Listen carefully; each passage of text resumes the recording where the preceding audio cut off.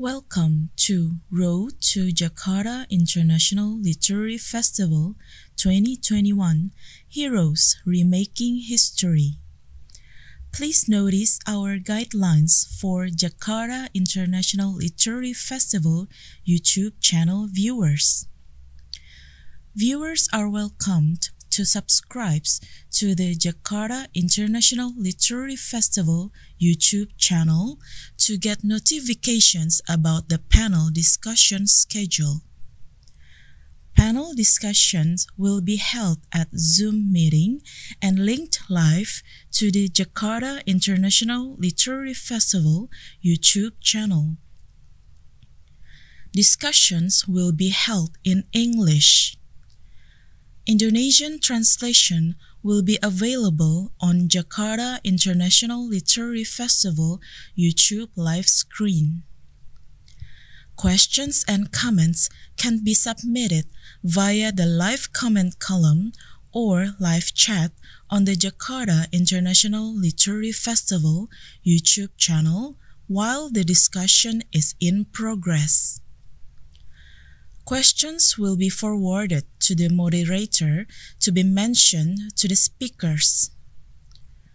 Discussions will also be translated by a sign language translator. Thank you and enjoy the festival.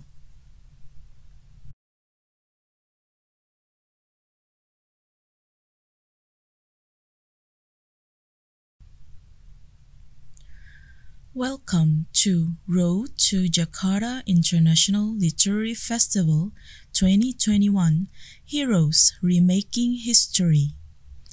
Please notice our guidelines for Jakarta International Literary Festival YouTube channel viewers. Viewers are welcomed to subscribe to the Jakarta International Literary Festival YouTube channel to get notifications about the panel discussion schedule. Panel discussions will be held at Zoom meeting and linked live to the Jakarta International Literary Festival YouTube channel. Discussions will be held in English. Indonesian translation will be available on Jakarta International Literary Festival YouTube live screen. Questions and comments can be submitted via the live comment column or live chat on the Jakarta International Literary Festival YouTube channel while the discussion is in progress. Questions will be forwarded to the moderator to be mentioned to the speakers. Discussions will also be translated by a sign language translator. Thank you and enjoy the festival.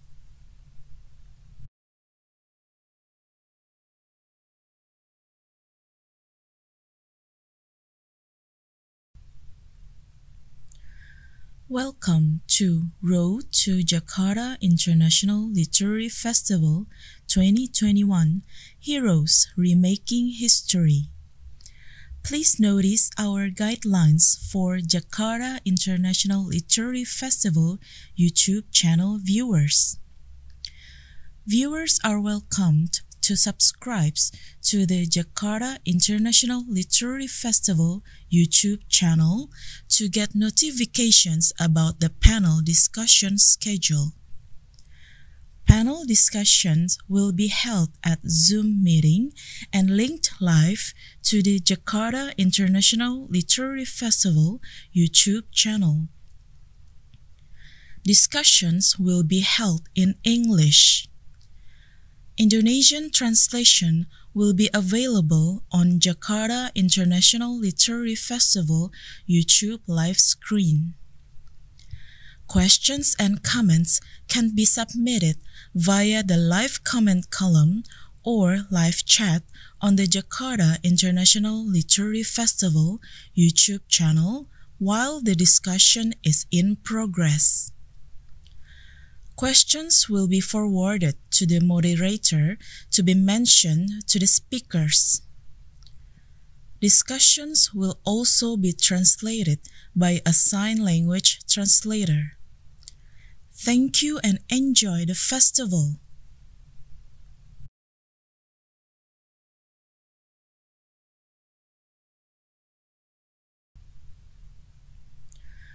Welcome to Road to Jakarta International Literary Festival 2021 Heroes Remaking History.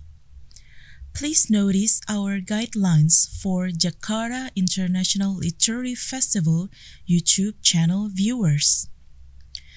Viewers are welcomed to subscribe to the Jakarta International Literary Festival YouTube channel to get notifications about the panel discussion schedule. Panel discussions will be held at Zoom meeting and linked live to the Jakarta International Literary Festival YouTube channel. Discussions will be held in English. Indonesian translation will be available on Jakarta International Literary Festival YouTube live screen. Questions and comments can be submitted via the live comment column or live chat on the Jakarta International Literary Festival YouTube channel while the discussion is in progress. Questions will be forwarded to the moderator to be mentioned to the speakers. Discussions will also be translated by a sign language translator. Thank you and enjoy the festival. So, thank you everyone out there for joining us. Good evening. My name is Reza Idria. I have the honor to moderate the first panel of the Road to Jakarta International Literary Festival 2021. Additionally, this session would not have been possible without the work of the committee, the curators, and crew of the Jakarta International Literary Festival 2021. And I would like to thank the curators, Isyana Arsarini and Roni Agustinus, in person. Really appreciate your great efforts that we could have this session. I'm very pleased to welcome the honorable speakers. Thank you to each of you again for being with us this evening. I know some of you are joining from different time zones. Jeremy, are you in the States? I think you are in the States, and it might be very early for you to wake up and join with us tonight. So we'll create a dialogue around memory and history and how they contribute to writing literature. A subject inspired by the main theme of the Road to Jakarta International Literary Festival 2021. Let me begin by reading the panelists' short bios. First is Nguyen Phan Que Mai. Que Mai is the best-selling author of The Mountain Sings, a New York Times editor choice. Born in Vietnam in 1973, she grew up witnessing the war's devastation and its aftermath. Her 8 books of poetry, fiction, and nonfiction in Vietnamese language have earned her some of the top literary awards in Vietnam. With Mountain Sing, Que Mai has become the first Vietnamese national whose fiction in English has been published to international acclaim. She has a PhD in creative writing from Lancaster University, UK, and currently divides her time between Indonesia and Vietnam. For more information, visit her www.nguyenphanquemai.com. Second speaker is Raisa Kamila. She was born and raised in Banda Aceh. Following her graduation from the Faculty of Philosophy, University of Gajah Mada, she pursued a master's degree in colonial and global history at Leiden University through Encompass Cosmopolis Scholarship in 2015. with Perkawanan Perempuan Penulis, or Women Writer Camaraderie, if I could translate it loosely. Raisa published Tang Merah Muda, cerita-cerita yang tercecer dari reformasi in the year of 2019, with support from Cipta Media Ekspresi. Her short story collection was published by Buku Mojok in 2020. She currently resides in Bandung, where she works as an editor for Pustaka Pias. The third speaker tonight is Jeremy Tiang. He is a novelist, playwright, and translator from Singapore, currently based in New York City. He is the author of It Never Rains on National Day and State of Emergency, which won the Singapore Literature Prize in 2018. His translation from Chinese includes novels by Yang Pui-ngon, Lu Yunchin, and many more, and he also writes and translates plays. And our last speaker tonight is Hilmi Faiq. He has worked as a journalist for Compass since 2005. He now chairs the vice president for non-news desk. He worked in Bandung in 2005, then in Medan in 2010, before receiving a position in Jakarta in 2014. He has been involved in various expeditions, either as a member of or as the team leader. Other than journalism, he also writes the short stories. His collection of short stories will be published this year. Great. Given the theme that we are exploring this evening, I would like to give the floor to each of you to tell us what do you make of the two terms of history and memory from your personal life experience on how they influence your current works, especially how your childhood, your family shape your thinking and your view of the world, hence your writing. I think we could go around. Each of you have 50 minutes just to to explore the theme and tell us a little bit about what do you make of the two terms of history and memory. You could begin with Nguyen Phan Que Mai. I've read your short essay and it's really interesting, and I think the audience would like also to hear a little bit more from you. The floor is yours, Que Mai.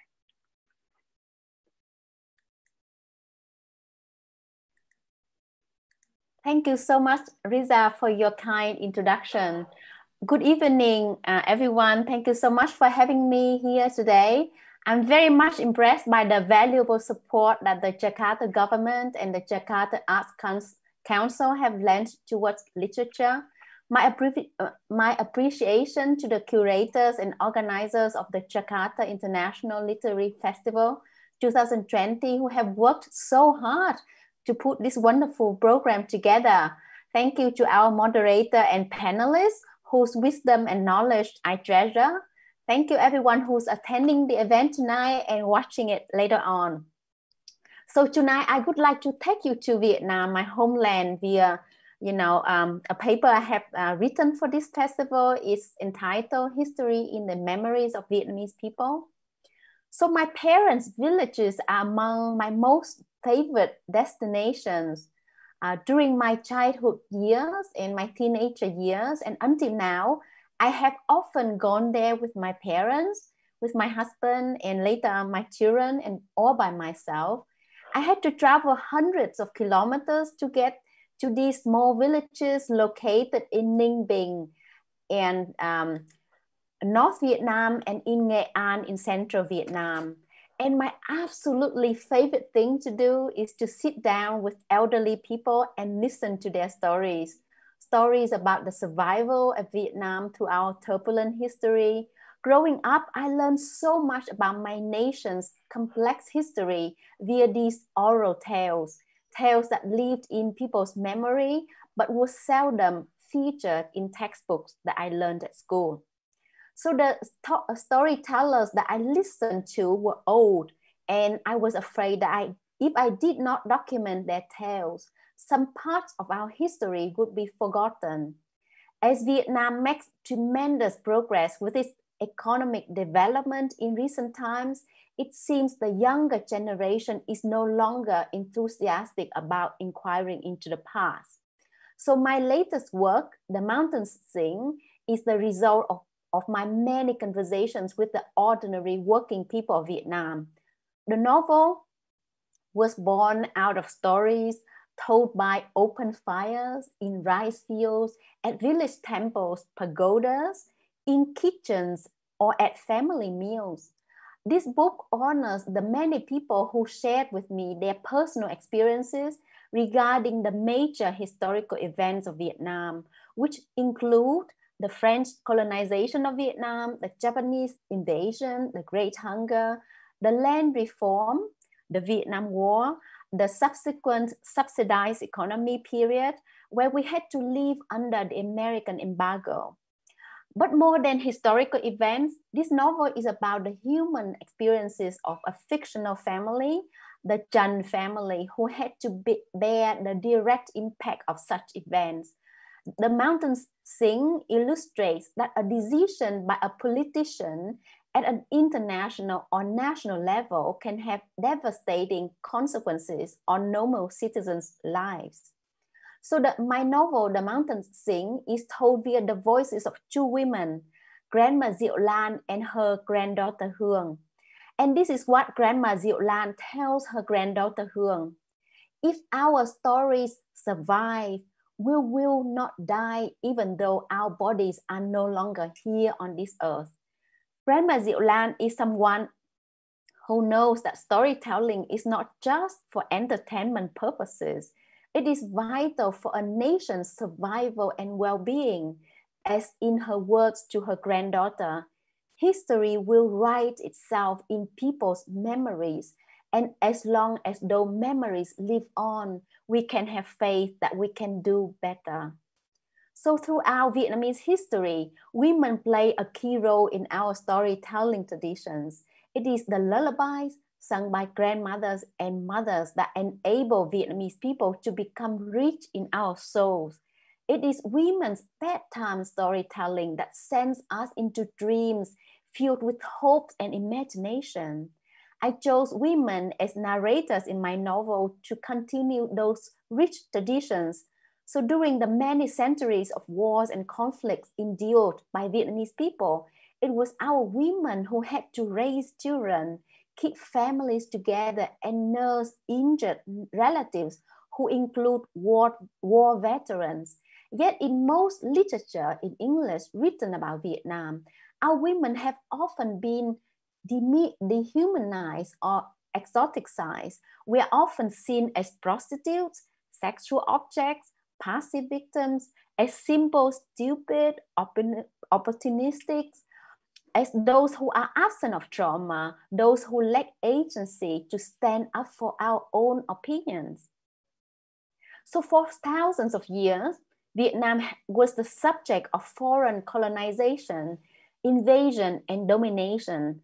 The Mountains Sing demonstrates how foreign military interventions brought devastating impact on my homeland's nature, landscape, the fabrics of the Vietnamese life, the Vietnamese culture, and Vietnamese society. With this novel, I attempted to rewrite Vietnamese history from the viewpoint of ordinary citizens who are grandmothers, mothers, and daughters. In this novel, history is not shown from the point of view of politicians or policymakers, but by women who have to struggle with their trauma and with the consequences of their decisions. The book is an invitation for readers to experience Vietnam in the most authentic way, see our ancient architecture, visit historical sites, listen to poetry and lullabies, savor our delicious food. But more than that, in reading the book, you get personally involved in the history of Vietnam. You will know how it is to hide under shelters, under American bombs, how it feels to abandon your own children in an attempt to save them, how it is to wait all your life for your father in the hope that he will return from the war. So during the 7 years that I worked on this book, sometimes I was very distressed. I realized that there were many horrendous events that have been reduced to footnotes in history. Until today, little is known about the Great Hunger of 1945 in Vietnam, when under the Japanese and French occupation, up to 2 million Vietnamese people died. Many families were wiped out. I myself lost 3 family members in the Great Hunger: my grandmother, her brother, and her son. One of my great uncles is still missing since the Great Hunger's time. Little is known about the 19 million gallons of chemicals, mainly Agent Orange, sprayed during the Vietnam War, poisoning our people, our water, our food supplies. Little is known about the 4.8 million Vietnamese people directly affected by such chemicals. Many have died, developed cancer or other diseases, or given birth to deformed children. Little is known about the 7.5 million tons of bombs dropped onto Vietnam, Laos, and Cambodia during the Vietnam War, and that innocent people still die from unexploded ordnances until today. But with my novel's publication, I'm given new hopes. Hopes arrive in the forms of messages from Vietnamese people around the world who have written to me to share their personal stories and reflect on how my novel has enabled them to have meaningful conversations with their family members to help each other heal. Hopes came with many readers who told me that the novel let them learn about Vietnam, not just as a war, but as a country rich in cultural heritage and traditions.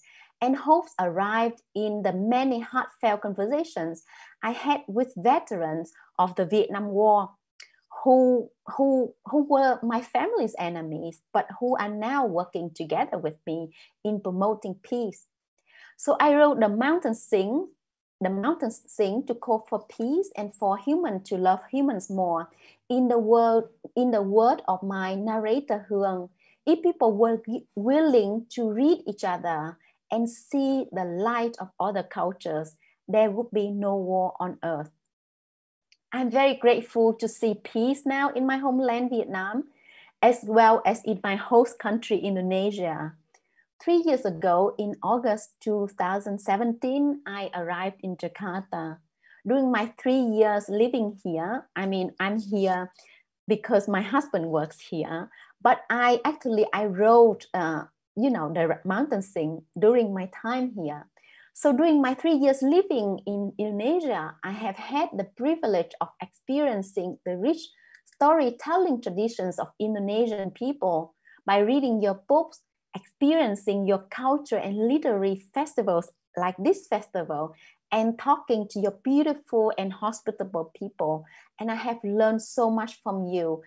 It has been wonderful to learn how similar Indonesian and Vietnamese people are in our dreams and our hopes and in our passion for storytelling. Storytelling has always played a vital role in the history of Indonesia, Vietnam, as well as the entire human race. With our world being deeply divided, literature is a powerful tool that we need to employ now more than ever, to erase that division, to bring people together, to foster empathy among people of all races, religions, skin colors. There is so much to do.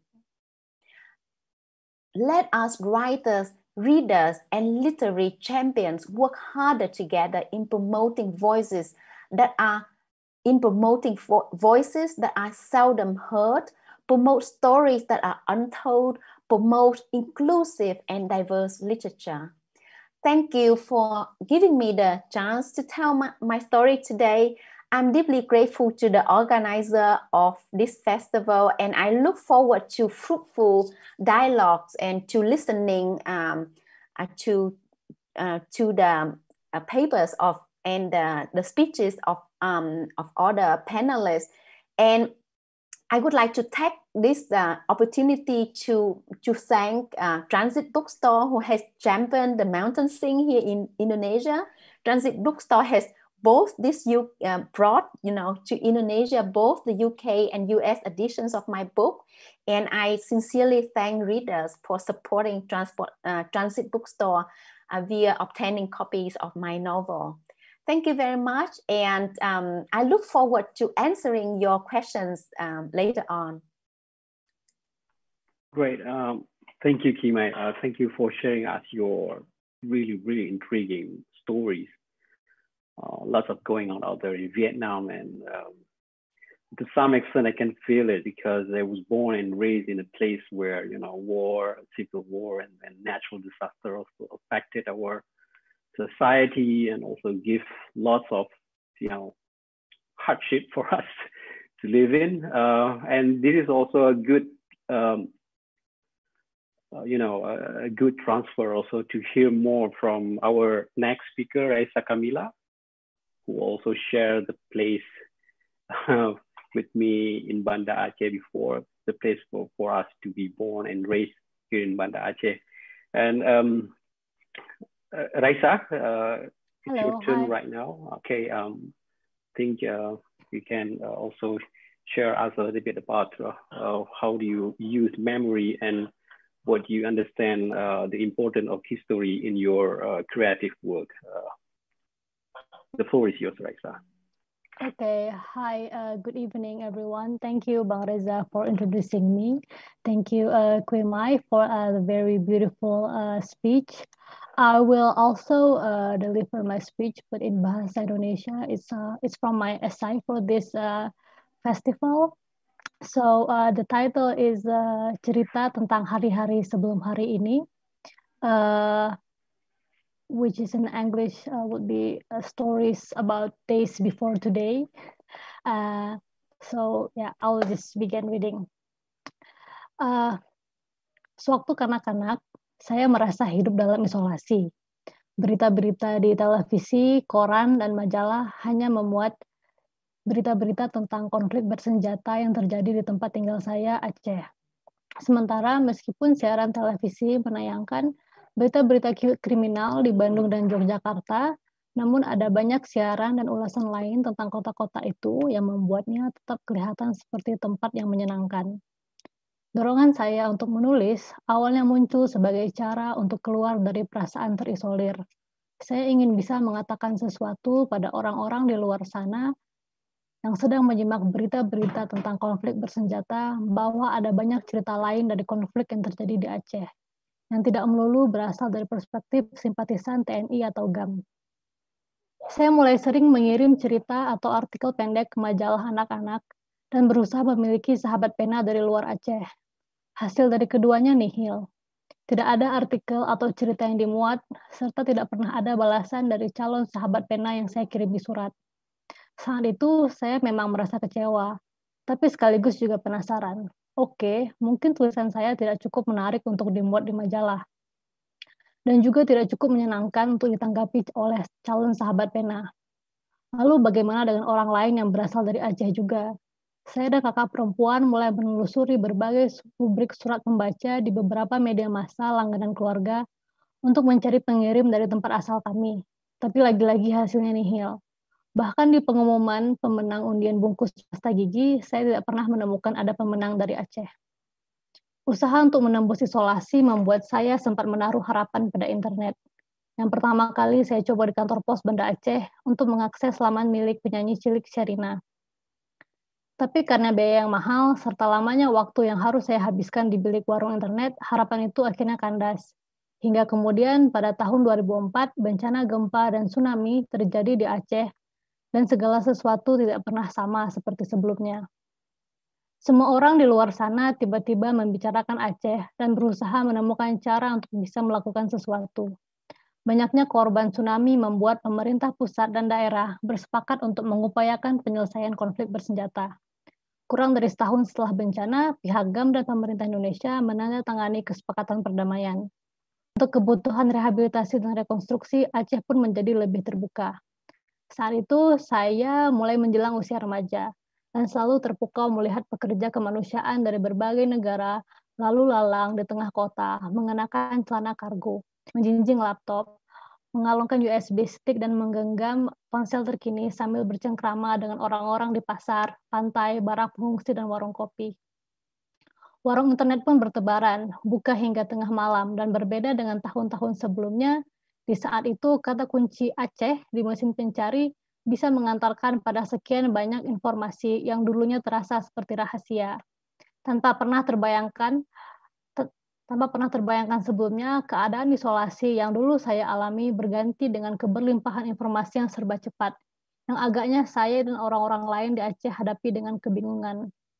Mungkin kami terkejut karena nasib yang berubah begitu cepat, dari satu ekstrim ke ekstrim lainnya, tanpa kami pernah benar-benar sempat bersama-sama memahami apa yang telah dan sedang terjadi. Saya lantas mulai lebih sering menghabiskan waktu di warung internet, memenuhi rasa ingin tahu tentang tempat tinggal saya dan dunia di luar sana. Salah satu penyedia informasi yang berlimpah saat itu adalah laman acehbooks.org yang dikelola oleh Perpustakaan Universitas Leiden. Penggunaannya mirip mesin pencari biasa, tinggal memasukkan beberapa kata kunci, lalu informasi terkait buku, majalah, atau foto akan muncul dan bisa diunduh cuma-cuma. Untuk orang yang besar dengan mendengarkan narasi militeristik dalam sejarah Indonesia, menemukan berbagai sumber yang membahas nyaris setiap segi kehidupan Aceh dalam berbagai periode terasa seperti portal yang mengantarkan masa lalu. Saya ingat beberapa kawan rutin ke warung internet untuk mengunduh segala hal yang mereka temukan di acehbooks.org. Foto dan buku-buku dalam bahasa Indonesia, Belanda, Inggris, dan Aceh, lalu menyimpan semua itu di hard disk dan memperlakukan itu seperti koleksi berharga yang tidak boleh sembarang disentuh. Sesekali ketika sedang menghabiskan waktu di warung kopi, beberapa kawan ini akan bercerita tentang apa saja yang mereka baca dari buku-buku itu, terutama bagaimana masa lalu yang gemilang di masa Iskandar Muda, kegigihan pejuang dalam berbagai peperangan, serta kedatangan Islam yang kemudian mengundang rasa ingin tahu peneliti asing dan jurnalis media massa di luar negeri dari berbagai periode. Kata mereka, catatan tentang masa lalu Aceh adalah bukti dari marwah atau kemuliaan yang membuat bangsa Aceh berbeda dengan penghuni Nusantara lainnya. Awalnya saya menganggap apa yang mereka lakukan wajar. Sulitnya akses terhadap buku monograf sejarah yang ditulis peneliti asing dan narasi sejarah Indonesia militeristik adalah dua alasan utama yang menurut saya menyebabkan kegandrungan terhadap masa lalu Aceh mewabah. Mungkin rasanya seperti kembali ke rumah orang tua kandung setelah bertahun-tahun hidup dalam ikatan pernikahan yang menyiksa secara fisik dan mental. Kehadiran akun-akun media sosial yang rutin mendaur ulang narasi kegemilangan masa lalu, penggiat sejarah dan budaya yang terobsesi dengan kehidupan elit kesultanan, serta upaya-upaya untuk make Aceh great again melalui perancangan konsep identitas bangsa Aceh dari catatan sejarah oleh pembuat kebijakan membuat saya memikirkan ulang anggapan saya sebelumnya. Secara bertahap, kesimpulan tentang marwah bangsa Aceh membuat kegandrungan terhadap masa lalu itu mulai bekerja seperti pisau. Ia akan menguliti bagian-bagian tertentu di masa lalu, misalnya seperti antusiasme orang-orang di Aceh terhadap komunisme sejak tahun 1926 sebagai sesuatu muslihat kolonial atau tidak diminati oleh orang Aceh asli, agar segala sesuatu yang pernah terjadi di masa lalu berjalan sesuai koridor imajinasi tentang bangsa Aceh yang pernah berjaya. Keseharian orang-orang di masa lalu, seperti berladang, latihan menari, menyeberangi selat untuk berjualan, menonton bioskop, berlibur ke Sabang, menata rambut di salon, atau menyaksikan pertunjukan musik di taman budaya hingga menjelang subuh, dianggap tidak cukup berarti di hadapan narasi masa lalu Aceh yang gemilang atau penuh luka. Seolah-olah pilihan yang tersedia hanya dua, menjadi penguasa atau menjadi korban. Apa yang akan tampak jika kita melihat masa lalu melalui keseharian orang-orang yang bertahan atau memutuskan untuk tetap hidup di Aceh dalam segala periode.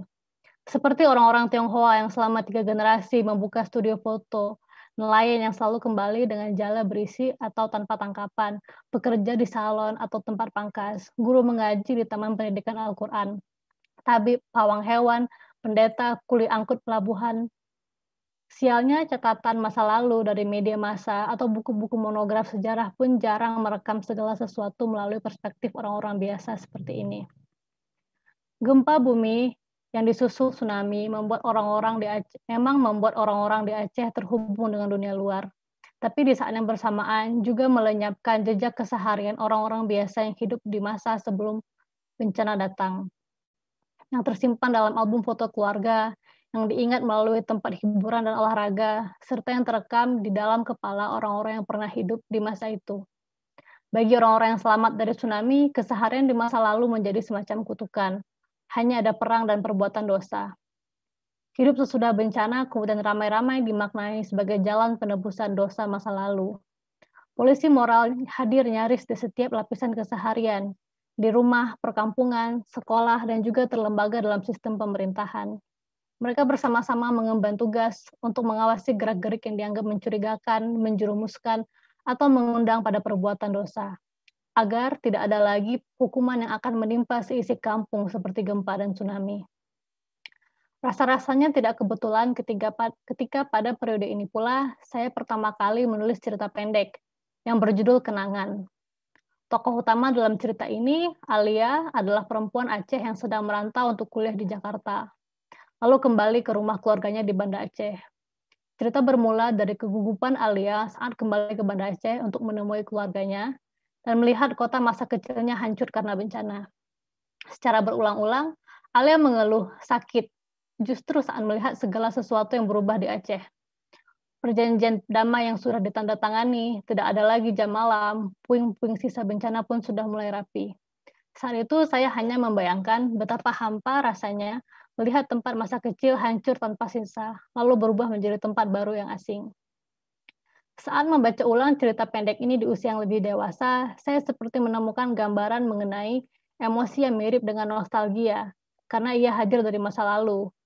Namun di sisi lain juga menyebabkan rasa sakit seperti trauma, meskipun tidak melulu berasal dari kenangan buruk. Emosi semacam ini yang sekarang sering saya rasakan setiap kali mendengar cerita-cerita tentang keseharian orang-orang Aceh, terutama perempuan di masa-masa sebelum hukum syariat Islam berlaku. Masa-masa di mana perempuan bisa berlatih berenang tiap akhir pekan, menghabiskan malam minggu di bioskop bersama kawan-kawan, ikut pentas pantomim, tertawa terbahak-bahak di ruang makan, tanpa sekat, tanpa kekhawatiran, dan tanpa tatapan penghakiman dari orang-orang. Keadaan di Aceh saat ini memang lebih baik dari sebelumnya. Tapi saya merasa isolasi yang dulu saya rasakan waktu kanak-kanak tidak pernah benar-benar pergi. Justru bekerja dalam lingkup yang lebih rapat dan personal. Saya tidak punya banyak gagasan mengenai cara terbaik untuk keluar dari perasaan terisolir ini. Satu hal yang bisa saya lakukan adalah menulis cerita-cerita tentang keseharian orang-orang yang seringkali terlewat dari sejarah, terutama perempuan di Aceh sebelum segala perubahan terjadi, untuk sekedar mengingatkan bahwa pada suatu masa kita pernah begitu merdeka. Okay, thank you everyone. I'm looking forward for the Q&A afterwards. Okay, again, thank you, Raisa. To those of you who are not speaking Bahasa, Raisa told us her childhood memory when she grew up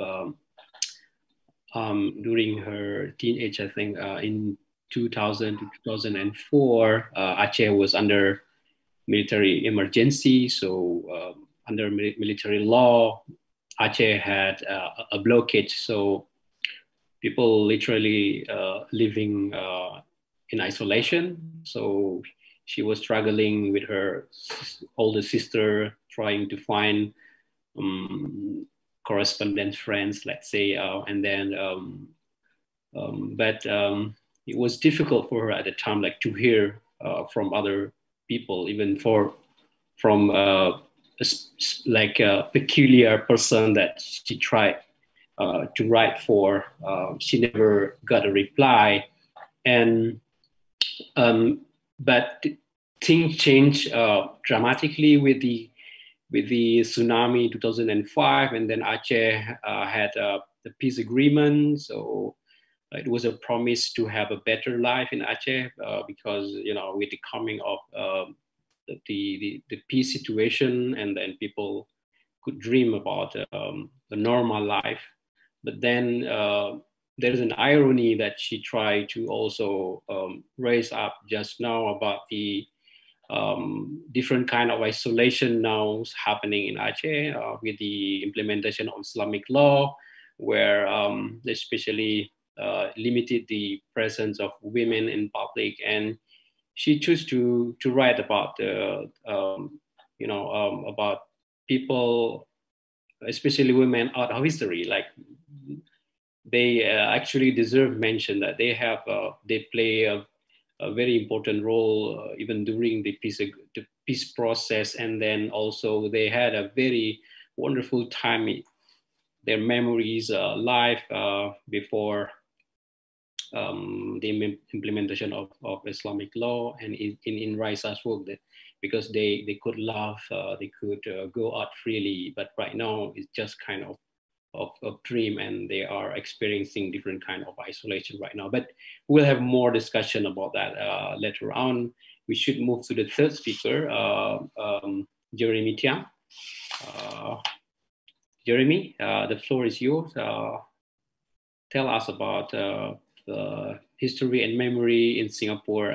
Probably we expect that we will not hear a similar sad story like what we hear from Vietnam or Aceh, because to what we understand that Singapore is, a flourishing city. People are like cheerful over there, but probably you will bring something else, because I expect that, reading your book's title and your short stories about, the state of emergency sounds really similar to what happened in my childhood life. The floor is yours, Jeremy. Thank you, Reza, and thanks to the JILF for inviting me to be part of this conversation, which I'm really excited to join. So I currently live in New York City, but I am originally from Singapore. And as Reza alluded to, there is an official narrative of Singapore that presents us as a flourishing city of cheerful people. And there's a story that I'm sure you've all heard that goes something like, independence was thrust upon us in 1965. And despite many hardships and obstacles, we built this country into a great success. And look at us now. Like all good stories, this resonates with Singaporeans because it has a feel of truth, meaning it tells us what we want to hear.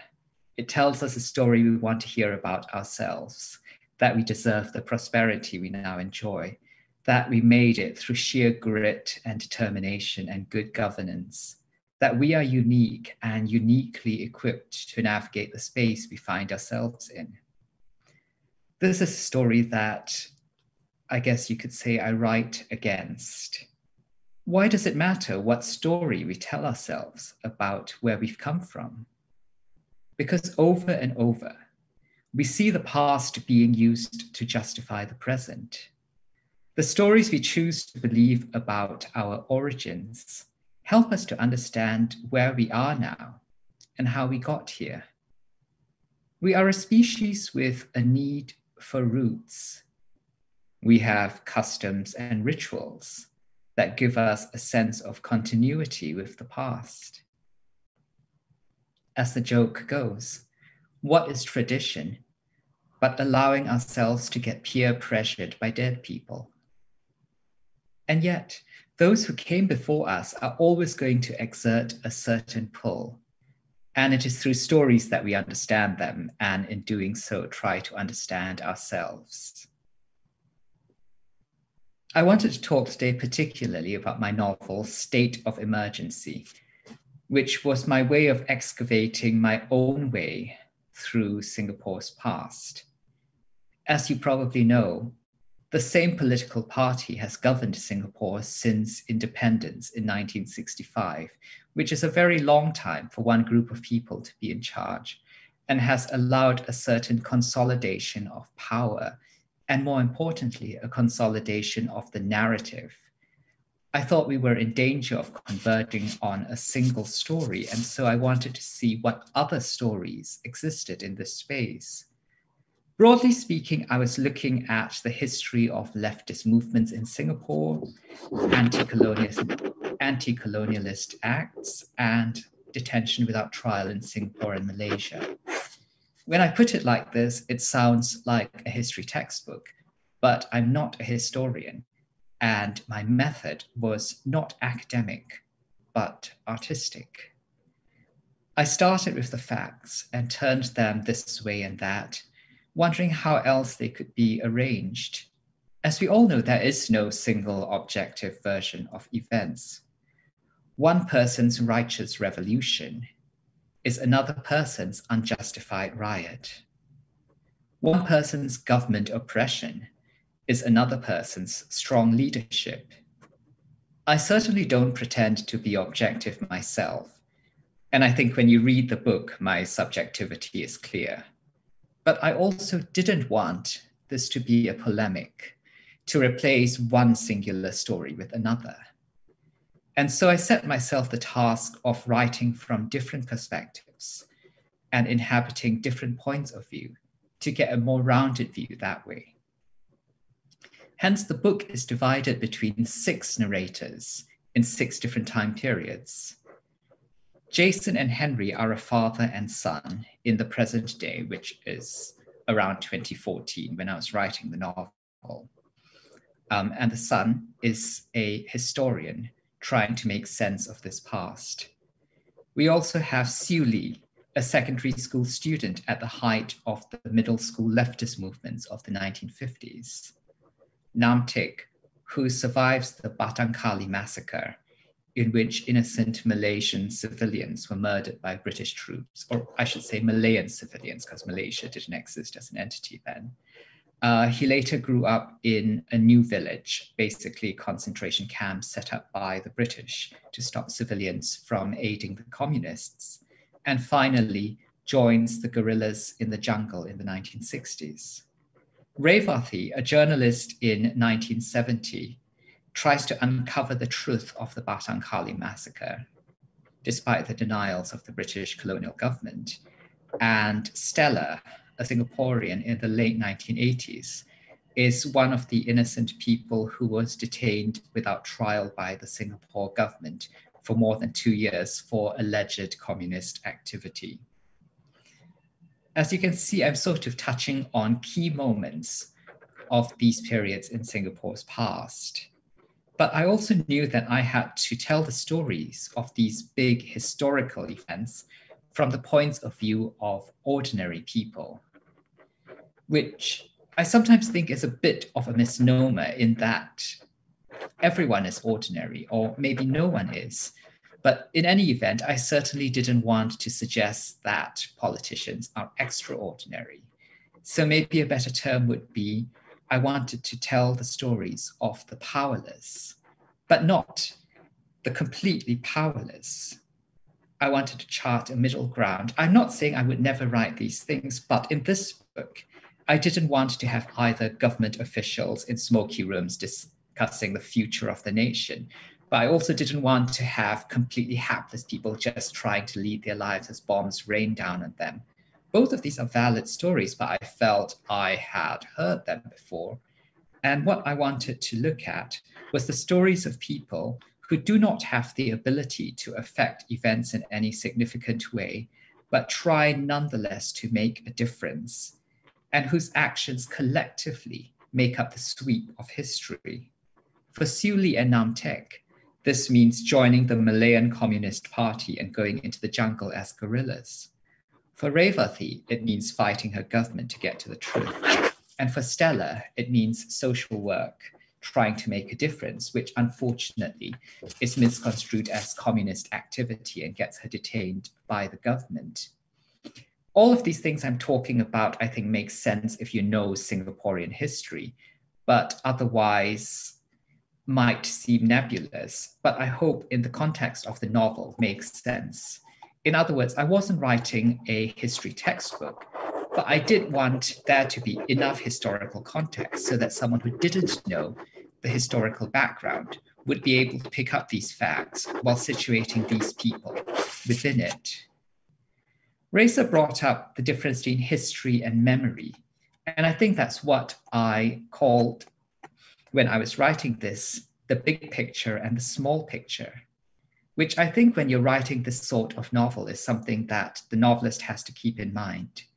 You have the tapestry of the past, the sweep of historical events, but you also have the very personal lives within this.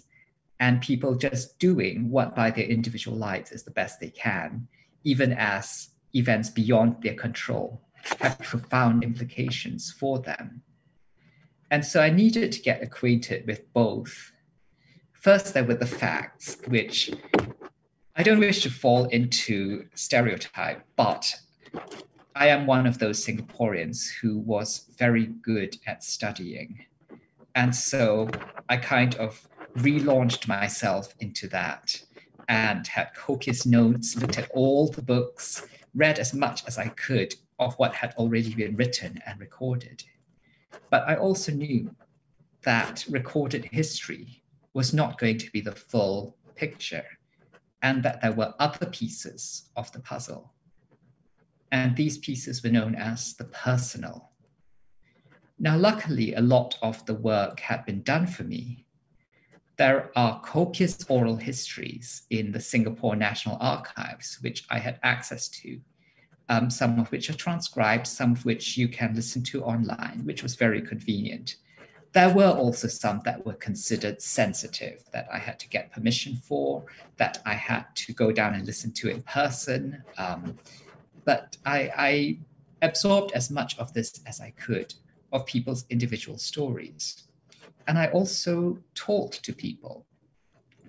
I talked to my parents and other older relatives in a way I never had before.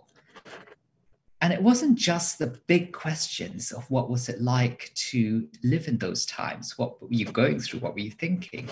It was also the very small things that I had never really thought to ask before, which was just when you were growing up in the 1950s, what did you eat for breakfast? How did you get to school?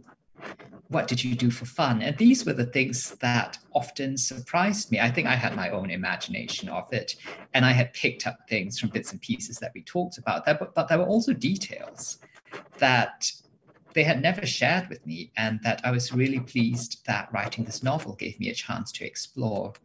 And that wasn't enough. I wasn't going to stick with my own family. I wanted to go beyond that.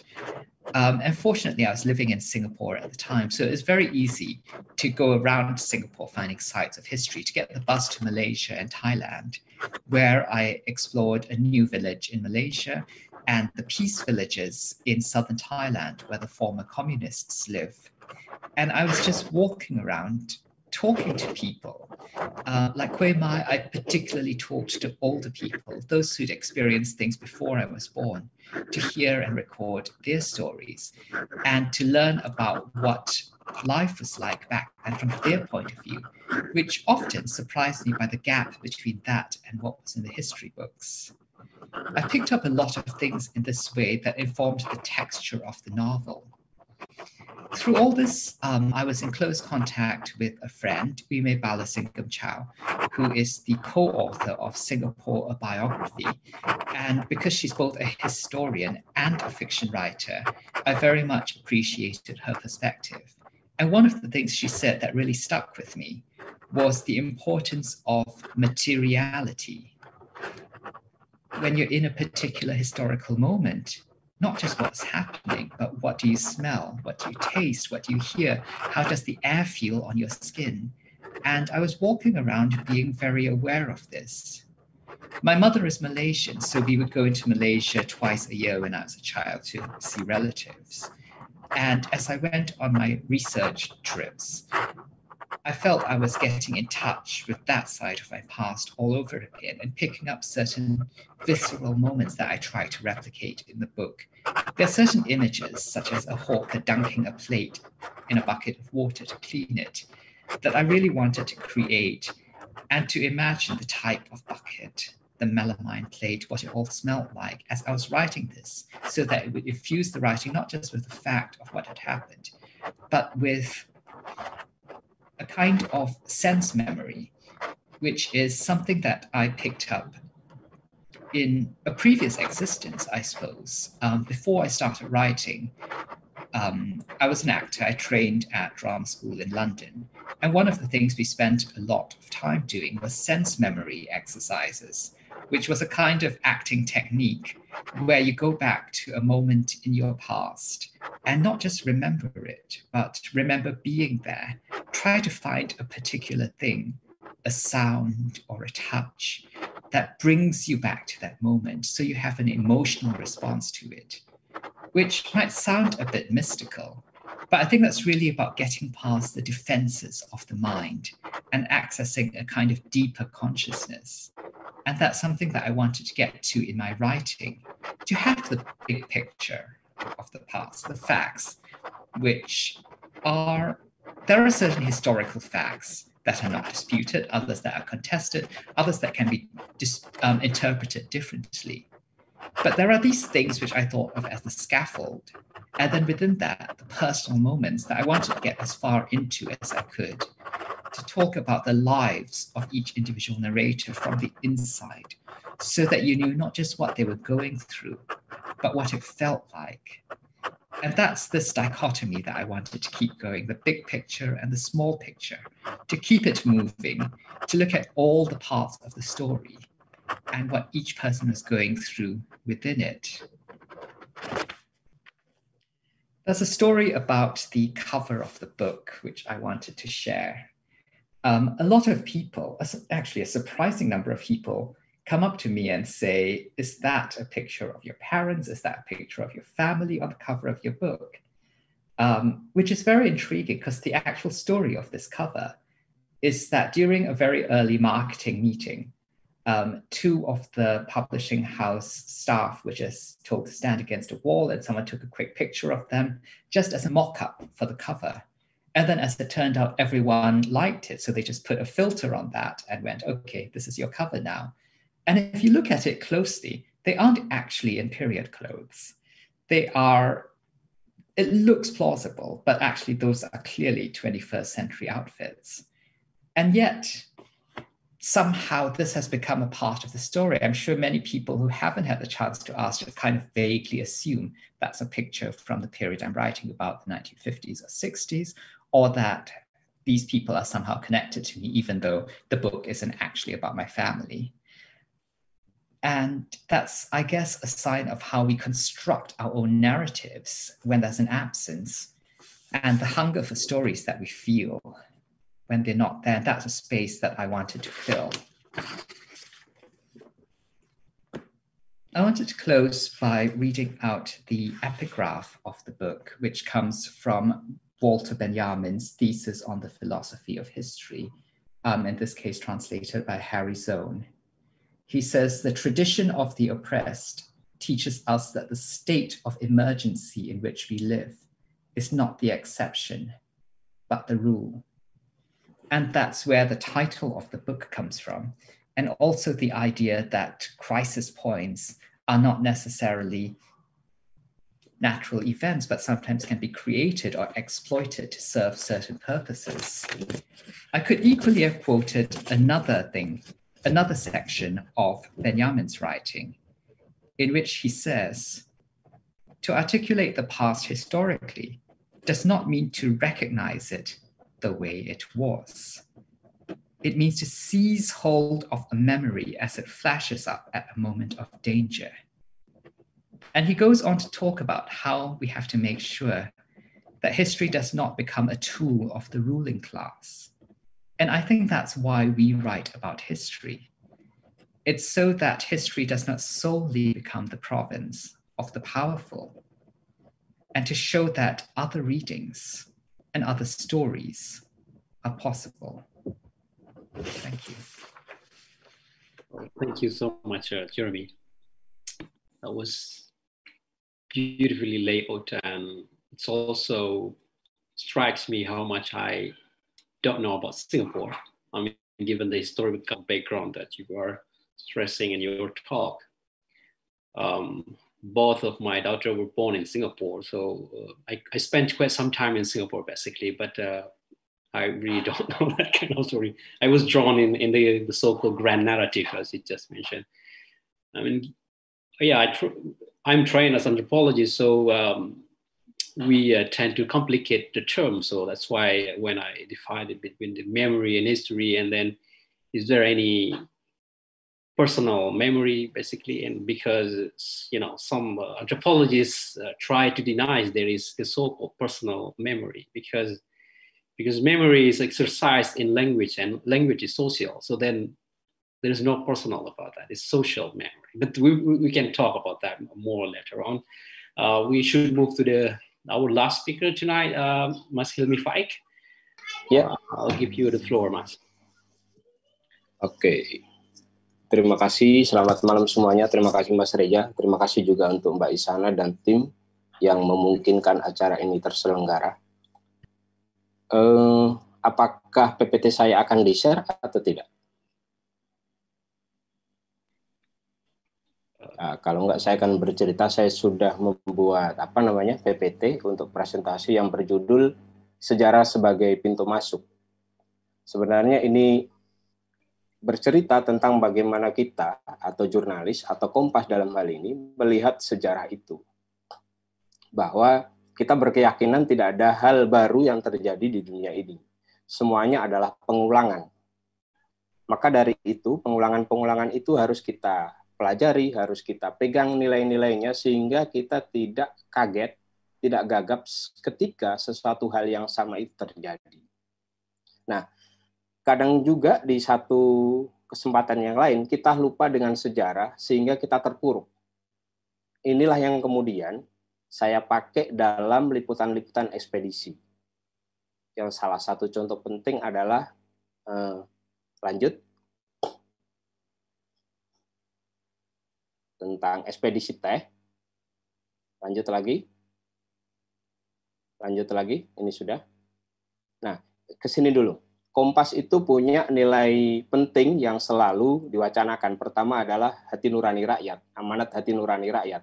Ini mengartikan bahwa kita selalu menyuarakan orang-orang yang terpinggirkan, menyuarakan orang-orang yang tidak mampu bersuara. Lanjut. Nah, itu lalu harus didampingi dengan kita mengingatkan pada orang-orang yang berkuasa, orang-orang yang kaya, bahwa ada saudara-saudara kita yang tidak punya akses, yang tidak punya kekuatan untuk bersuara itu, agar mereka ditemani. Yang kemudian, yang ketiga, Mbak, atau Mas.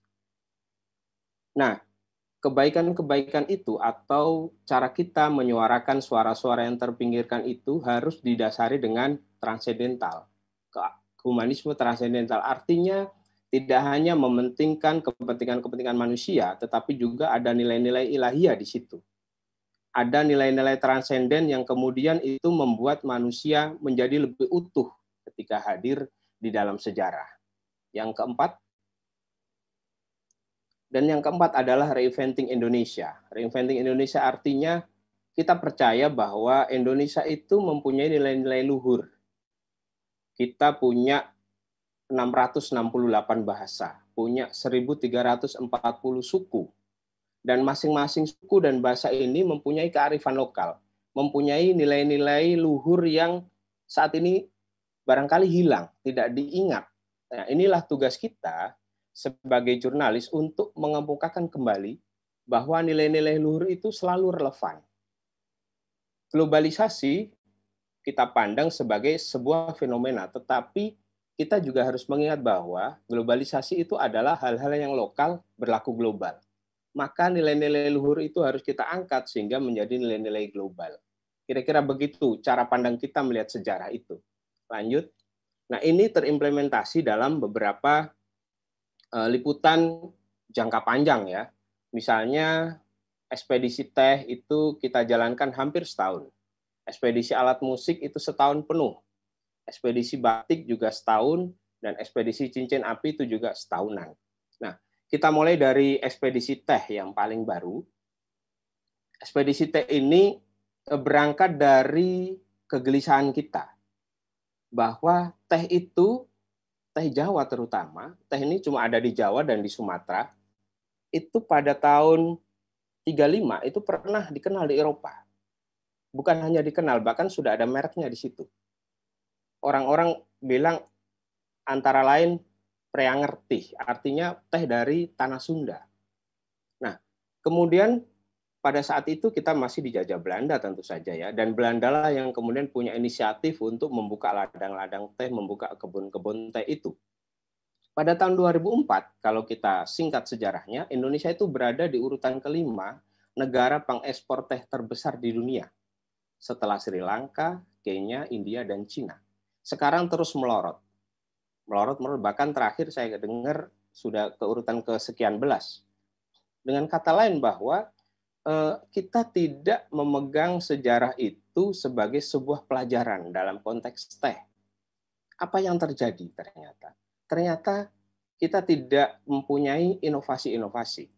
Teh kita masih dijual dalam bentuk curah, dalam bentuk bulk.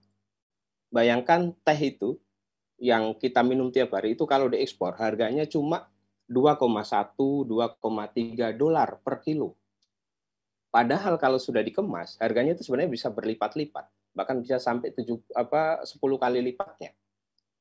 Nah, ini adalah cara pandang yang mau kita koreksi, bahwa sejarah kita sudah bagus, tetapi kenapa kita tidak bisa berpegang pada itu? Lanjut. Contoh sejarah, ini salah satu model liputan kita, bagaimana kita menunjukkan optimisme bahwa teh kita itu sebenarnya masih bisa jadi emas hijau, masih bisa punya masa depan cerah. Ada beberapa syarat di situ yang kita jelaskan, antara lain kita harus inovatif, kita harus kemudian mempunyai branding, kita tidak bisa hanya jualan kiloan saja. Lanjut. Lalu kami tunjukkan bahwa teh ini, cerita-cerita teh ini tidak hanya berputar pada sejarah, tidak hanya berputar kepada sejarah dalam pengertian industri, tetapi kita juga melihat sisi-sisi kemanusiaan di situ.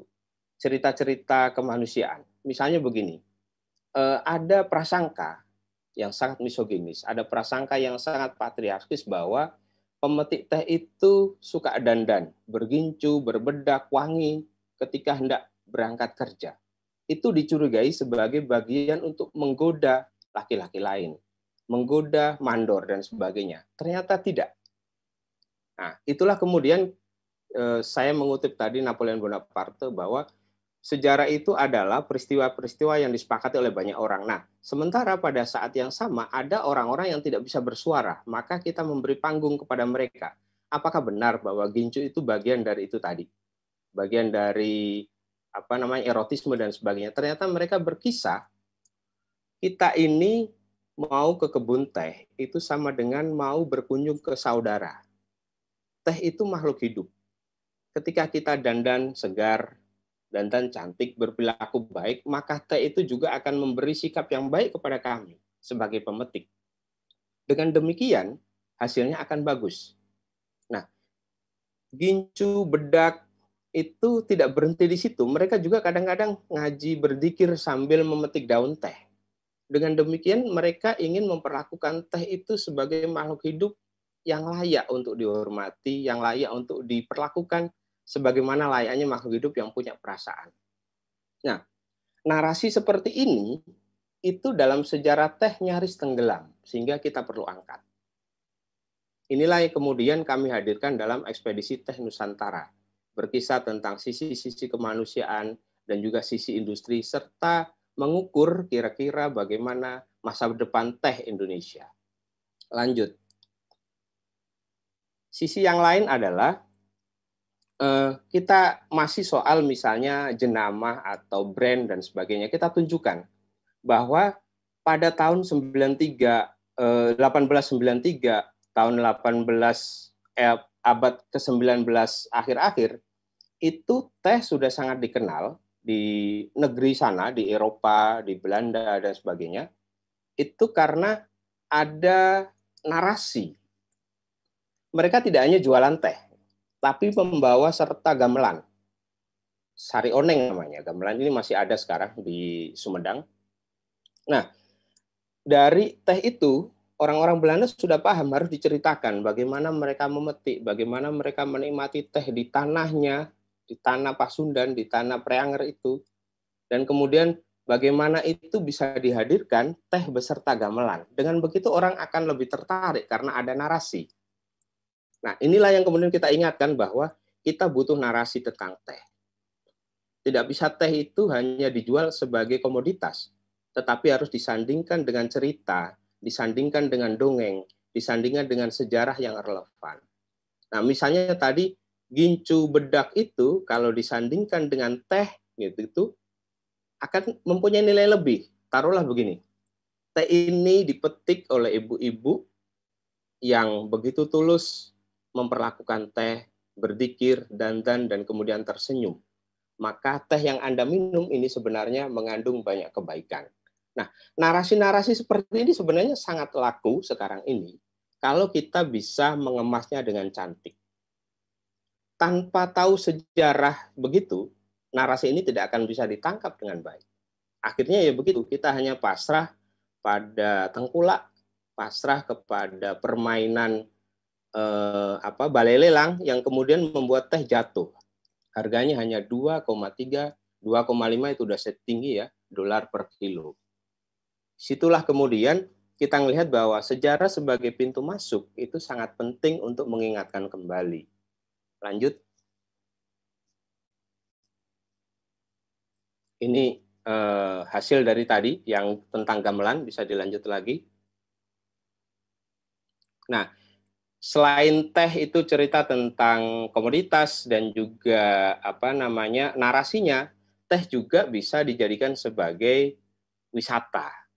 Jadi wisata itu bisa juga bagaimana melihat sejarah dan bisa mengangkat pariwisata.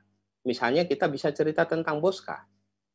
Bosca ini seorang administrator, bisa ditunjukin tulisannya Mbak, administrator di Preanger yang kemudian dia sangat sering berkunjung di Bukit Nini. Dari Bukit Nini itu dia melihat keindahan alam.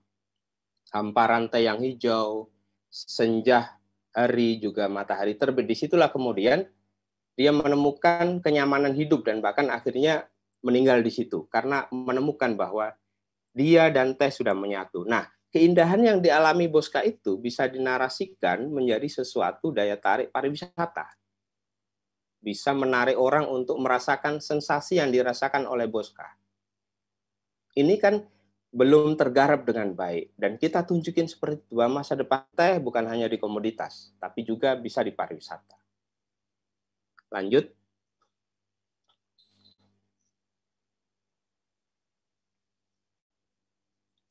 Nah, di sub ini saya mengangkat bahwa sejarah itu bisa sebagai pengingat.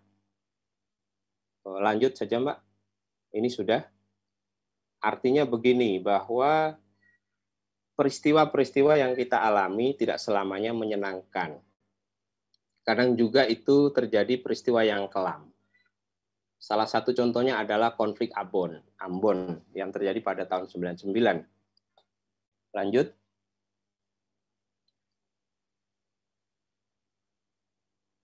Nah, konflik Ambon ini baru reda pada tahun 2002 setelah ada perjanjian Marino. Gara-gara konflik ini, sedikitnya 10.000 orang tewas sia-sia. Nah, setelah perjanjian itu, konflik secara terbuka selesai, tetapi konflik secara tertutup sebenarnya belum selesai. Orang terkadung tersegregasi, ya, terpisah antara kelompok Islam dan kelompok Kristen atau Nasrani. Mereka masih kemudian membuat identitas baru, misalnya di dalam musik itu, kalau kelompok Islam musiknya itu ada rada-rada berbau gurun pasir, begitu, berbau Arab-Arab. Sementara kalau kelompok Kristen atau Nasrani akan berbau-bau Barat atau berbau Injili, begitu, kayak musik gereja-gereja seperti itu. Nah, ini kemudian harus diselesaikan. Ada kesadaran tidak bisa konflik ini dibiarkan karena ini laten dan suatu saat akan meledak. Maka ada Ustadz Abidin dan kemudian pendeta Jeki Manuputi yang kemudian berinisiatif bahwa kitalah sebagai pemuka agama ini yang harus berdialog lebih dulu, menyusun strategi bagaimana mengajak orang-orang ini agar sadar bahwa mereka ini sebenarnya bersaudara. Nah, maka mereka kemudian menggabungkan musik yang dipakai biasa oleh kelompok Islam dan kelompok Nasrani ini menjadi musik yang bersatu, namanya Salam Sarani, mewakili kelompok Islam dan kelompok Kristen. Nah, apakah semudah itu? ternyata tidak, bahwa musik sebagai salah satu instrumen itu bukan faktor tunggal. Mereka menggali sejarah. Mereka menggali ingatan kolektif dari masyarakat Ambon tentang persaudaraan. Salah satunya adalah, slide berikutnya, ditemukan kenyataan bahwa masyarakat Ambon itu mempunyai falsafah yang namanya pela gandong. Lanjut. Pela gandong. Nah, pela itu adalah jalinan persaudaraan yang tumbuh karena praktik kemanusiaan. Jadi ceritanya begini, di Ambon dulu atau di Maluku itu terbagi menjadi desa-desa atau negeri-negeri begitu. Ketika satu negeri mengalami musibah, entah itu dia kelaparan, bencana alam, atau banjir misalnya, itu akan dibantu oleh negeri yang lain. Nah, ketika setelah dibantu itu, maka negeri yang dibantu akan menganggap negeri yang membantu itu sebagai saudara. Mereka kemudian diikat oleh sebuah ikrar bahwa sampai akhir dunia ini mereka tidak akan berseteru. Ini. Mas Hilmi, boleh kita persingkat sedikit, Mas? Boleh. 2 menit lagi. Itu namanya pela. Ya, 3 menit lagi ya. Cukup. Lalu gandong adalah persaudaraan aliran darah. Nah, itulah praktek-praktek itu kemudian dicari lagi. Oh, ternyata ada negeri Hitulama yang pela dengan negeri Galala. Lalu ada negeri Hitumesing yang ternyata pela dengan negeri Hetif kecil.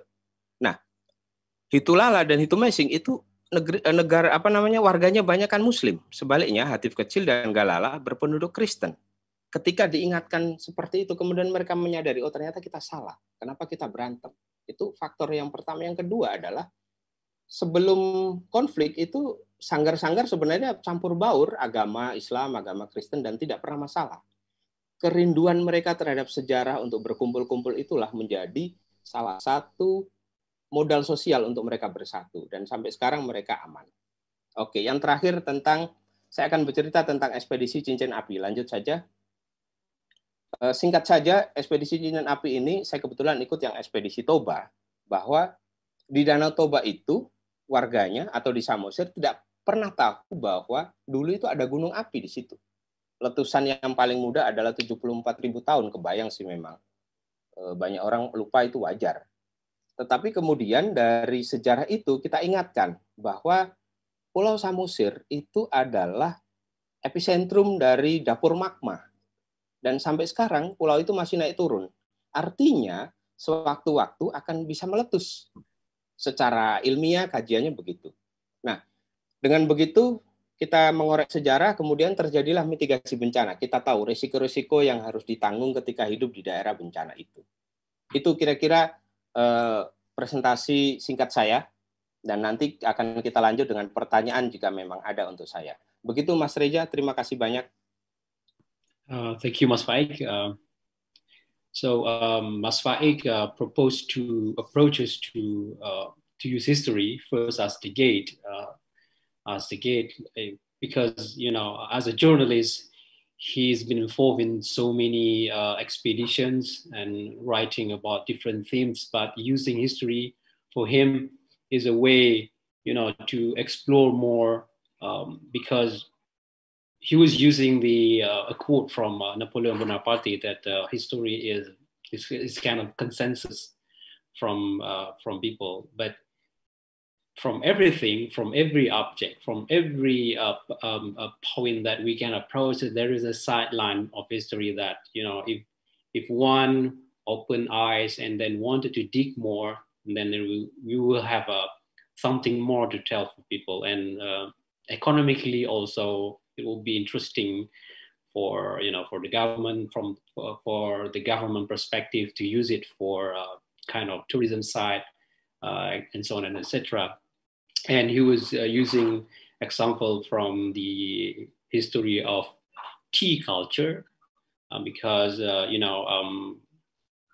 probably it's not a grand stories that, or even people misinterpret when seeing worker who working in the tea plantation, wearing a lipstick, and when he approached them, like writing really close from their own perspective, we could hear different kind of story actually, which is like how they treat even the tea plantation as a living creature, because we can approach them, we can treat them as human being. Some of them even recite the the pray or verses from the Quran, just to treat the tea in as respectful as they could, and also history as a reminder, because it has a quality to remind something. We can learn from history.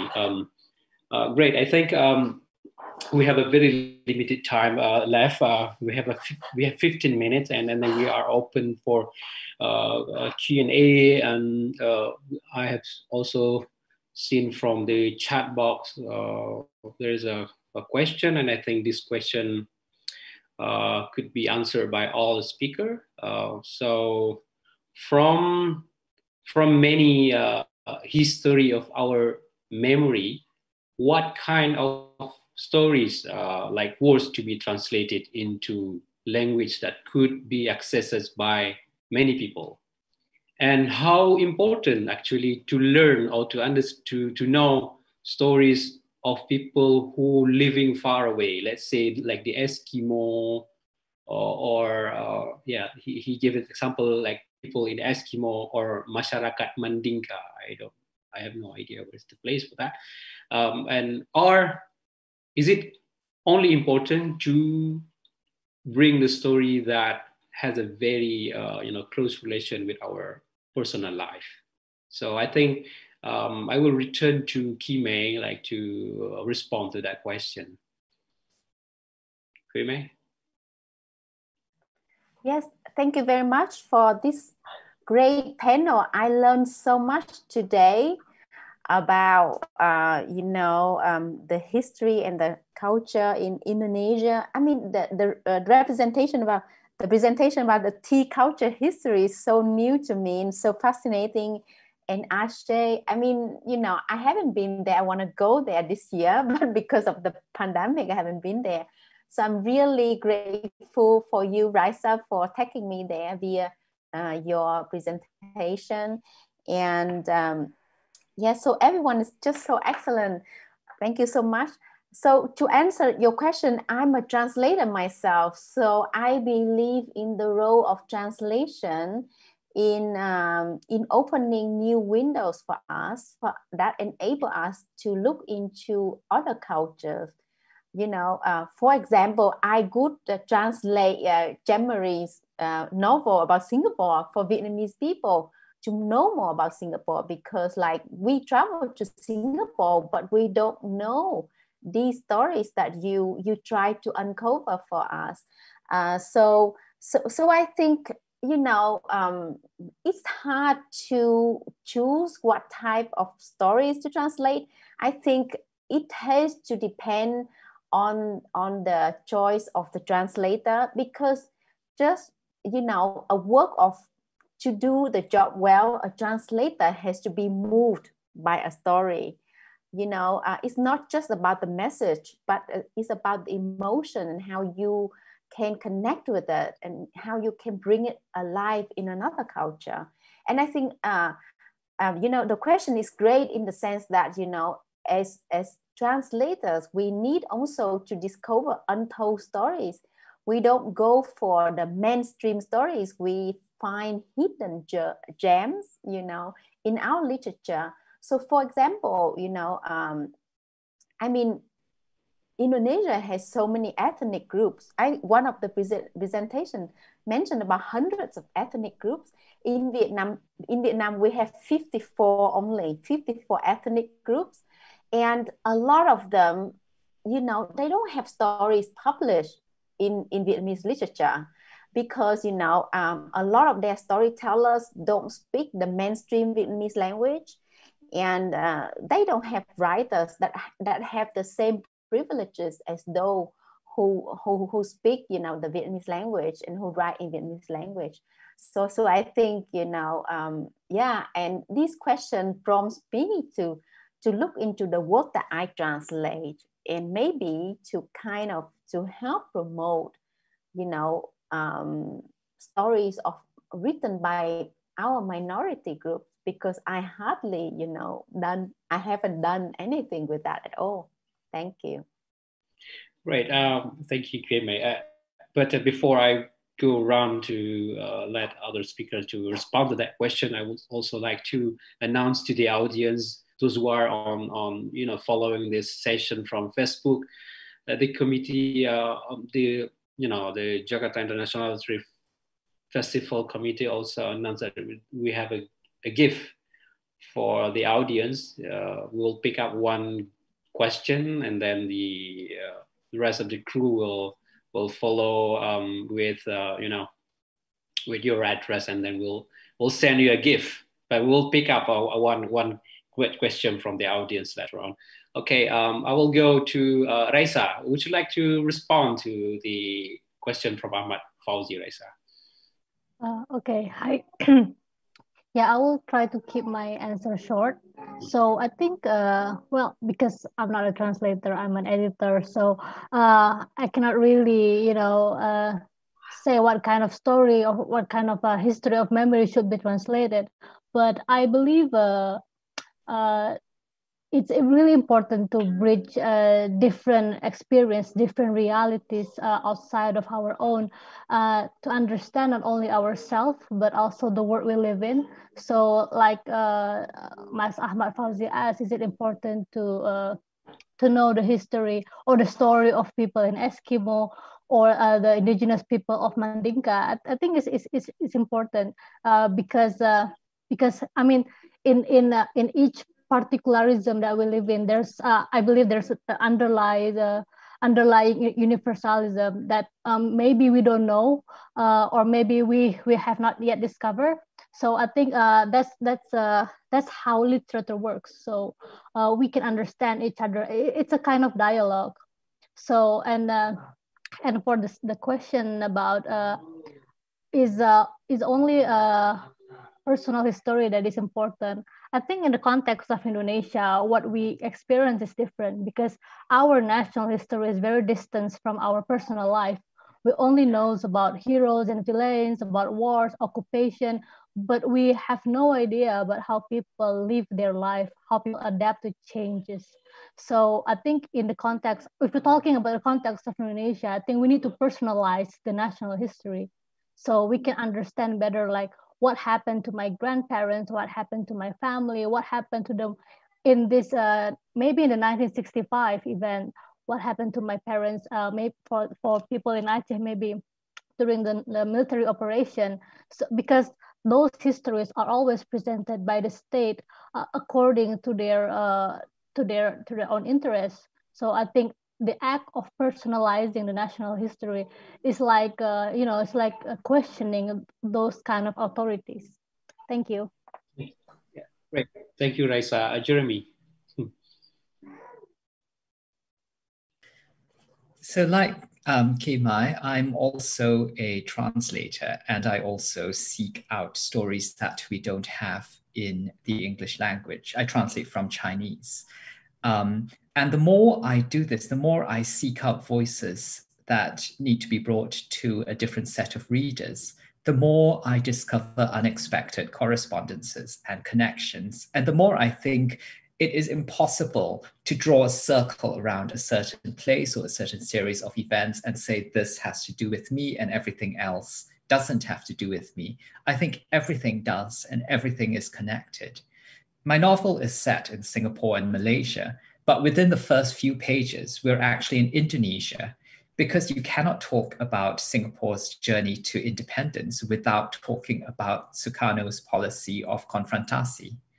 And so I knew I had to deal with that. I had to bring that in, just as at a certain point we had to go to the UK because Singapore was colonized by the British. We are all connected, and the further you look at each connection, it leads to further connections. I don't think you can safely say that anything is not connected to us, or that there are people or places or histories that we can ignore. There aren't any Eskimos in this book, but I might certainly, in a future book about Singapore, find a way to connect that. It could happen. So I think everything ultimately is part of the same big story, and it's just which part of it we choose to focus on. Okay, thank you. Great. Mas Faiq. Kalau saya simpel aja sebenarnya, bahwa yang terpenting itu bukan peristiwa sejarahnya sebenarnya, tetapi bagaimana kita mensikapi itu. Nah, sejarah kemudian mencatat sikap bagaimana yang benar, sikap bagaimana yang bagus, dan sikap bagaimana yang salah yang kemudian membawa konsekuensi-konsekuensi. Dengan begitu, semakin banyak sejarah yang diceritakan, kita akan semakin banyak belajar dari banyak orang, dari banyak daerah, dari banyak masa begitu, bahwa ketika kita kekeh dengan satu sikap yang sudah ada bukti sejarahnya itu salah, kenapa harus diulang? Dengan begitu, semakin banyak membaca sejarah, sebenarnya kita dituntut untuk bisa lebih arif dalam bersikap. Itu saja, Mas Reza. Terima kasih, Mas Faiq. I have one question to all speakers also. So, what was an early experience in your life, actually, when you learned for the first time that language has power?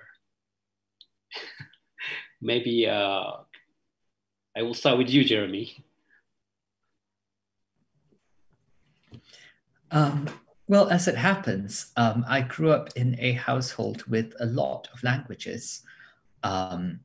In that my mother's Malaysian, so she speaks Cantonese, and my father is part Sri Lankan, and his second language is Tamil. He also speaks a bit of Cantonese, so they would speak to each other in that dialect, and I spoke it as a very small child. And then when I was 4, they made me stop, because in Singapore, the official version of Chinese is Mandarin. And so I was sent to a neighbor's house to learn Mandarin, like a proper Singaporean child. And now my Cantonese is pretty much vestigial, while my parents continue to speak to each other sometimes in Cantonese, and I can not really understand what they're talking about. We communicate in English. That's just our common language at this point. So really from that very early age, 4 or 5, I was aware that certain languages were more powerful than others, and that how we communicate, the very tool of communication, isn't a neutral object. And so I grew up speaking Mandarin and English. And while Mandarin is a more powerful version of Chinese, I don't think powerful is the right term, maybe a more dominant term. Version of Chinese. I've also felt a disconnection from my heritage because of the severance from Cantonese. So that's kind of my relation to it, like using English as my working language, the language that we were colonized in, and speaking Mandarin, a dominant language that doesn't really belong to me in terms of heritage, whilst being cut off from Cantonese and Tamil, the languages that do belong to my parents. And that's the linguistic mess I navigate through. Okay, what about you, Raisa? Yeah, interesting question, Bang Reza. So yeah, I actually, during my early childhood, I spent 2 or 3 years in the United States following my father's doctoral studies. And then back then we were, me and my siblings were trained with English and by my father, and then Achinese, a local language in Indonesia, in my province. So we speak Achinese with my mom. And then we would return to Indonesia in the 1997. And then within my surroundings, nobody speak English. So people speak Achinese, and I feel like, okay, I belong here. But then when I enter elementary school, nobody speaks Achinese in my school. People speak Bahasa Indonesia. And then I cannot read, I cannot speak any word of Bahasa Indonesia. So my parents have to, they have to find a tutor of Bahasa Indonesia so I can speak the language and I can follow the lesson. And it takes and I'm actually a very slow learner of language. So when I understand Bahasa Indonesia, I lost my English. So and then I started writing in Bahasa Indonesia, and then I have to learn English again. I have to study English again when I'm entering high school, and it was a very long journey because my mind is already working in Bahasa Indonesia. and then again, when I prepare myself for my master's study in Netherlands, I train myself to write in academic English, and then because I want to write the history of Indonesia for a broader audience. And then when I arrived in the Netherlands, I realized that every archives about Indonesia are written in Dutch, so I have to learn Dutch. So it's like this whole experience of learning, relearning, and unlearning languages makes me realize there's within my life, it's already language seems like not only having the power of like controlling not controlling like giving instruction, like how to live, how to speak, how to narrate yourself, but also decides who can enter this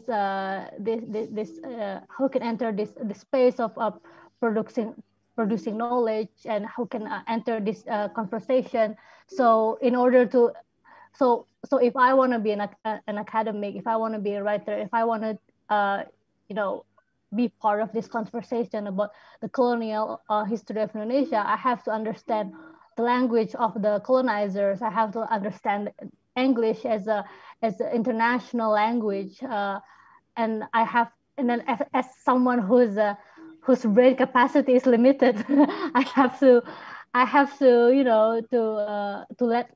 to let go some words, some parts of my understanding about bahasa Achenese, and bahasa Indonesia, just so this other language can fit in. So yeah, I hope that answer your question, Bang Reza.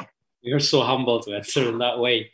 Yeah, lots of stages actually that you are already went on. Mas Hilmi Faiq, what about your response, Mas Hilmi? Ya, ini sangat menarik melihat komentar teman-teman di sini yang sangat jago berbagai bahasa. Saya itu tumbuh dalam tradisi bahasa Jawa dan kemudian sedikit bersentuhan dengan bahasa Arab dan sedikit bahasa Inggris. Bahasa Inggris saya sedikit lebih baik daripada bahasa Arab. Tetapi itu ternyata saya tidak punya cukup kemampuan untuk menguasai bahasa-bahasa asing itu dengan lebih baik. Saya bahkan lebih gampang menguasai bahasa-bahasa daerah yang lain, misalnya Sunda maupun beberapa bahasa Batak gitu ya. Ada Karo, ada Toba dan sebagainya. Nah, menurut saya memang bahasa ini menjadi penting ya. Bahkan dalam hal tertentu bahasa menjadi instrumen yang sangat vital. Tanpa itu kita tidak bisa mengakses pengetahuan. Misalnya ketika berhadapan dengan manuskrip-manuskrip sejarah yang ada di Belanda gitu. Kalau kita tidak punya bekal bahasa Belanda ya kita tidak bisa apa-apa mentok di situ. Barangkali sebenarnya saya kurang dibenturkan atau kurang keras dalam belajar bahasa sehingga bahasa saya masih sangat terbatas. Itu saja sih, Mas. Terima kasih, Mas Reza. Similar experience with me, Mas Faiq. I learned English actually just before I went to Leiden in 2008. But then maybe I will. So that's why I think my English is still, it's fine, not good. What about you, Que Mai? Tell us your experience. When did you learn that language has power? For me, when I think about language, I think about the language of creativity, the language of literature. And I think it is that language that saved me. When I was 6 years old, my family moved from the north to the south of Vietnam. And because Vietnam had been divided by the war for 20 years, so, it was like moving to another country. And the Southern Vietnamese who surrounded me when I moved spoke in another dialect, the Southern Vietnamese dialect. So I was an outcast. So I was bullied and I escaped into books. It was the language of translated literature and the language that other writers have written in books that gave me the ability to escape the poverty that surrounded me, that helped me escape the many difficult things, and enabled me to dream. So, I think for me to think at that time, to go back, I think that was the first time that I learned about the power of literature. And, you know, because I loved to read, so I began to write well at school.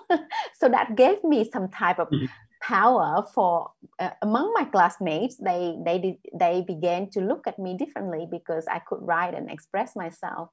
Yeah, so I think, and later on, you know, when I learned English, I was able to read so many types of literature written in English, and that opened so many doors for me. And I think knowledge is really power, and literature is power. The more widely you read, the more knowledge you will learn, and the more you can empower yourself. Thank you. Okay, great. Thanks for sharing. I think each of us in the audience also can think about that for ourselves. So we have one question from the audience, Redika Riasari. By far, how effective is it to bring out historical narratives in the attempt to popularize the subject matters, say like literature? Who would you like to respond to this? I don't want to go around for this because given the limited time that we have, each of you freely, if you would like to respond to that question. Anyone? Or your mic is on, Que Mai, so you should go to respond to that question. Can you repeat the question again? Sorry. Oh, because this is on, because the question is on chat box. How effective is it to bring out historical narratives in the attempt to popularize the subject matters, say like literature? Yeah. Oh, that's a very good question, but very difficult to answer. I think, you know, there are so many things that are not yet popular, but we can, with literature, we can give voice to that, so that topic, that theme can reach more readers, so that it can become more known or more popular. So I think that's the very important role of writers. For example, you know, before the novel The Sorrow of War of Bao Ning, okay. Which is oh, sorry. Should I stop and give space to another writer, panelist? We have one question directly to Jeremy on the chat book also. For me, I'm reading this. For me, Singapore often comes across like a sign of what's to come for the future, but also in a negative sense. Everything is efficient and delightful. People are happy, but precisely as such that no alternative narratives can be presented. People are too complacent and afraid.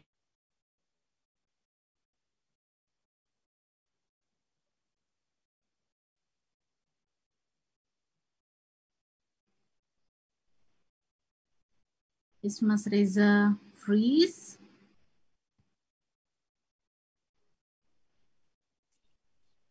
Okay, she's back. I'm losing my internet connection, sorry. And it also means that I lost the question from the chat box. Can somebody like help me to read that? So I'll read out the question and then I'll answer it. Thank you. Oh yeah, Jeremy can read. Sorry. I'll read it. For me, Singapore often comes across like a sign of what's to come in the future, but also in a negative sense. Everything is efficient and delightful. People are happy, but precisely as such that no alternative narratives can be presented. People are too complacent and afraid to lose their comfort to challenge power. How do you see this playing out? Can this ever be reversed? So that's the question. And it's something I think about a lot because we talk a lot about Singapore's efficiency, how everything runs so smoothly. But efficiency is really the removal of friction. And this friction often is gotten rid of at a human cost. And I think as a writer, and many other writers feel the same way, we actually want to challenge the official narrative and look at what this friction consists of. What is it that's making things not run smoothly? What are these counter narratives? What are these obstacles that those in power wish to get rid of? And I think we are not going to be given space. So it's up to us to claim the space and to tell these stories that aren't being given platforms, that aren't being heard, or that deserve amplification. So I don't know how to answer the question about how this plays out or whether it can be reversed. I think all we can do is try to tell the narratives that should be heard and to give the perspectives that aren't being given prominence and to make a difference that way. And if enough of us do it, then change will happen. But that's the only thing we can do. Great, thank you. I think because of, again, time, we're supposed to stop actually at 9 p.m.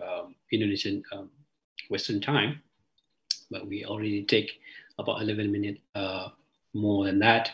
I think because the conversation was great and so much we learned from all of you, the panelists, and I would like to thank all of you at the end of this session.